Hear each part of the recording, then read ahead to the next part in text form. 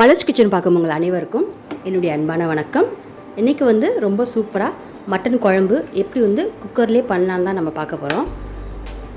இந்த மட்டன் குழம்பு சாதம், சப்பாத்தி, இட்லி, தோசை எல்லாத்துக்குமே ரொம்ப நல்லாயிருக்கும். ஸோ வாங்க இந்த சூப்பரான மட்டன் குழம்பு எப்படி பண்ணலான்னு நம்ம பார்க்கலாம். மட்டன் குழம்பு பண்ணுறதுக்கு முதல்ல இந்த 4 வகையான மசாலா பேஸ்ட் நம்ம அரைச்சிக்க போகிறோம். இது என்னென்ன அரைக்கணும் அப்படின்னு ஒன்று ஒன்றா பார்க்கலாம். முதல்ல ஸ்டவ் ஆன் பண்ணி கடாயில் 1.5 ஸ்பூன் அளவுக்கு மல்லி சேர்த்துக்கிறேன். இது கூடவே 1/2 டீஸ்பூன் மிளகு, அப்புறம் 1 டீஸ்பூன் சீரகம், கடைசியாக 1/2 டீஸ்பூன் சோம்பு. அவ்வளோதான். இதெல்லாம் சேர்த்துட்டு நல்லா ரோஸ்ட்டாக வறுத்துக்கணும். மிதமான தீயிலே வச்சு இது எல்லா பொருட்களையும் வறுத்துக்கலாம். வறுபட்ட வாசனை வர்ற வரைக்கும் இதை நல்லா வறுத்துக்குவோம். இப்போ வறுத்தாச்சு. ஸ்டவ்வை ஆஃப் பண்ணிவிட்டு இதை நல்லா ஆற வச்சிடலாம். ஆற வச்ச பின்னாடி மிக்ஸி ஜாரில் சேர்த்து கொஞ்சமாக தண்ணி கலந்து இதை நல்லா பேஸ்ட்டாக அரைச்சி எடுத்து வச்சுக்கலாம். அரைச்சாச்சு. இதை தனியாக இப்போ பவுலில் மாற்றி வச்சிடலாம். இப்போ அடுத்ததாக தேங்காய் பேஸ்ட் நம்ம அரைச்சிக்க போகிறோம். அதுக்கு மிக்ஸி ஜாரில் குட்டி குட்டியாக கட் பண்ணி வச்சுருக்க 1/4 கப் அளவுக்கு தேங்காய் சேர்த்துருக்கேன். இது கூடவே கசகசா 1 டீஸ்பூன் சேர்க்குறேன். நீங்கள் கசகசா சேர்க்கலன்னா 1 டீஸ்பூன் பொட்டுக்கல்லையும் சேர்த்துக்குங்க. இது குழம்பு திக்காக இருக்கிறதுக்காக தான் கசகசா சேர்க்குறது. சேர்த்துட்டு இது கூடவே கொஞ்சமாக தண்ணி கலந்து இதையும் நல்லா பேஸ்ட்டாக அரைச்சி எடுத்து வச்சுக்கலாம். அரைச்சாச்சு. இப்போ தேங்காய் பேஸ்ட் ரெடி ஆயிடுச்சு. தனியாக ஒரு பவுலில் மாற்றி வச்ச பின்னாடி அதே மிக்ஸி ஜாரில் ஒரு 7 சின்ன பல் பூண்டு சேர்க்குறேன். அப்புறமா 1/2 டீஸ்பூன் சீரகம் சேர்க்குறேன். இது ரெண்டையும் நல்லா நுணுக்கி வச்சுக்கலாம். தண்ணி எதுவும் சேர்க்க வேணாம். லைட்டாக இந்த மாதிரி நுணுக்கி தனியாக ஒரு பாத்திரத்தில் எடுத்து வச்சிடலாம். இப்போது இஞ்சி பூண்டு விழுது அரைச்சிக்க போகிறோம். அதுக்கு ஒரு சின்ன துண்டு இஞ்சி சேர்க்குறேன். 2 பச்சை மிளகாய், அப்புறமா பெரிய பல் பூண்டு 4. இதில் கொஞ்சமாக தண்ணி ஆட் பண்ணி இதையும் நல்லா பேஸ்ட்டாக அரைச்சி எடுத்து வச்சுக்கலாம். அரைச்சாச்சு. இப்போ 4 வகையான பேஸ்ட்டும் ரெடியாக இருக்குது.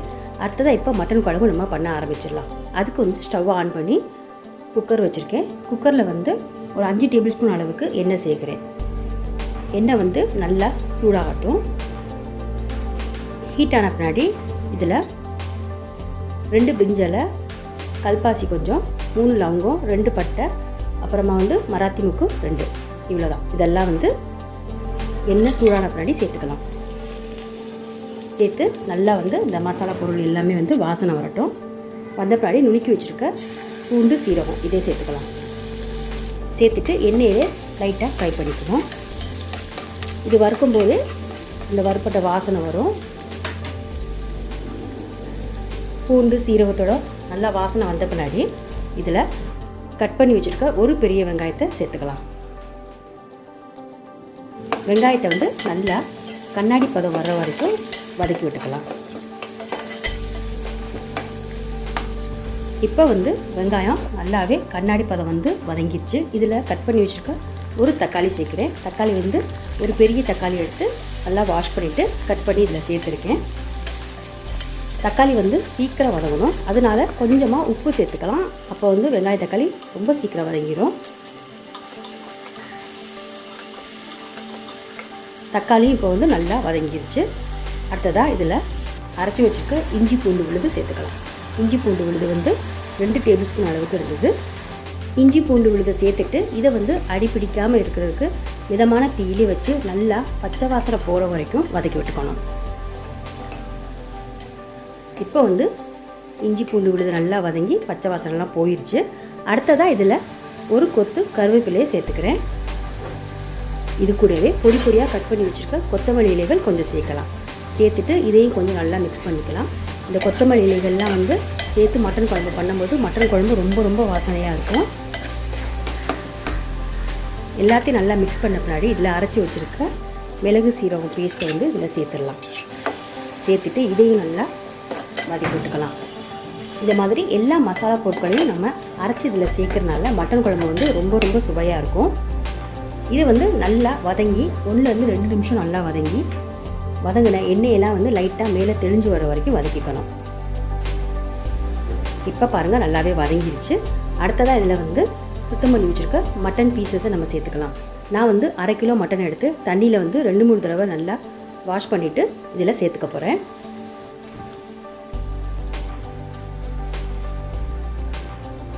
எல்லா மட்டனையும் இதில் சேர்த்தாச்சு.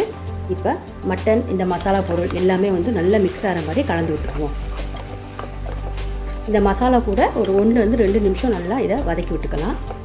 நல்லா வந்து இந்த மட்டன் கூட இந்த மசாலா பொருட்கள் எல்லாமே வந்து சாரணும். அதுக்கப்புறமா இதில் 1 ஸ்பூன் மல்லிப்பொடி சேர்க்குறேன். 1 ஸ்பூன் அளவுக்கு தனி மிளகாய்த்தூள் சேர்க்குறேன். அப்புறமா 1/2 ஸ்பூன் மஞ்சத்தூள். மட்டன் குழம்புக்கு தேவையான அளவு உப்பையும் இதில் சேர்த்துட்டு இது எல்லாத்தையும் நல்லா மிக்ஸ் பண்ணி விட்டுடலாம். இந்த குழம்புல வந்து மிளகெல்லாம் நம்ம அரைச்சி சேர்க்கறனால இது வந்து கொஞ்சம் காரமாக தான் இருக்கும். தனி மிளகாய்த்தூளும் சேர்க்கறனால கொஞ்சம் காரமாக இருக்கும். நீங்கள் வந்து உங்களுக்கு எவ்வளோ காரம் தேவைப்படுதோ அந்த அளவுக்கு மிளகாய்த்தூள் மல்லித்தூள்லாம் சேர்த்துக்குங்க. மிளகாய்த்தூள் மல்லித்தூள்லாம் இதில் சேர்த்துட்டு இதை வந்து நல்லா மிக்ஸ் பண்ணி விட்டுக்கலாம். ஒரு 2 நிமிஷம் இதை வந்து அடிப்பிடிக்காத அளவுக்கு நல்லா மிக்ஸ் பண்ணி விட்டுக்கலாம். இது நல்லா மிக்ஸ் பண்ணி இந்த பச்சை வாசனைலாம் மிளகாய்த்தூள் மல்லித்தூள் பச்சை வாசனைலாம் போகணும். நல்லா மிக்ஸ் பண்ணியாச்சு. இப்போது அடுத்ததாக நம்ம ஆல்ரெடி அரைச்சி வச்சுருக்க தேங்காய் பேஸ்ட்டை வந்து இதில் சேர்த்துக்க போகிறோம். இது கூடவே கொஞ்சமாக தண்ணி சேர்த்துட்டு எல்லாத்தையும் நல்லா மிக்ஸ் பண்ணி விட்டுலாம். நான் வந்து மட்டன் குழம்பு வந்து கொஞ்சம் இன்றைக்கி கிரேவி மாதிரி திக்காக தான் வைக்க போகிறேன். அதனால் தண்ணி வந்து 1 கப் அளவுக்கு தான் தண்ணி சேர்க்குறேன். உங்களுக்கு வந்து எவ்வளோ குழம்பு தேவைப்படுதோ அந்த அளவுக்கு நீங்கள் தண்ணி சேர்த்துக்குங்க. எல்லாத்தையும் நல்லா மிக்ஸ் பண்ணி விட்டுடலாம். மிக்ஸ் பண்ணிவிட்டு உப்பு காரம் எல்லாமே வந்து கரெக்டாக இருக்கான்னு செக் பண்ணிக்கலாம். இப்போ கொஞ்சம் கொதிக்கட்டும். அதுக்கப்புறமா நம்ம மூடி வச்சிடலாம். அதுக்கு முன்னாடி கொஞ்சமாக கட் பண்ணி வச்சுருக்க கொத்தமல்லி இலைகளை மேலே தூவிட்டு இப்போ மூடி வச்சு இதை வந்து ஒரு 5 விசில் விட்டு ஸ்டவ் ஆஃப் பண்ணிடலாம். மட்டன் வந்து வேகிறதுக்கு கொஞ்சம் நேரம் ஆகும். அதனால் நல்லா சாஃப்டாக வேகணும். அதனால் ஒரு 5 விசில் விட்டுடலாம். இப்போ வந்து 5 விசில் வந்துருச்சு. நல்லா ப்ரெஷர் போன பின்னாடி மூடியை திறந்து பார்க்கலாம். பாருங்கள், பார்க்கவே ரொம்ப சூப்பராக இருக்குது.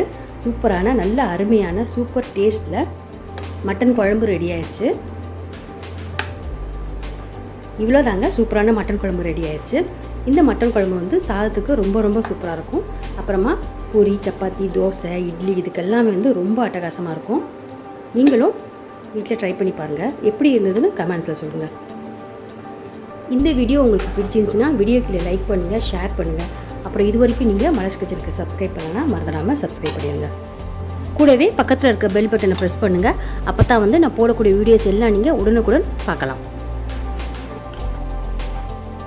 மீண்டும் பார்க்கலாம். நன்றி, வணக்கம்.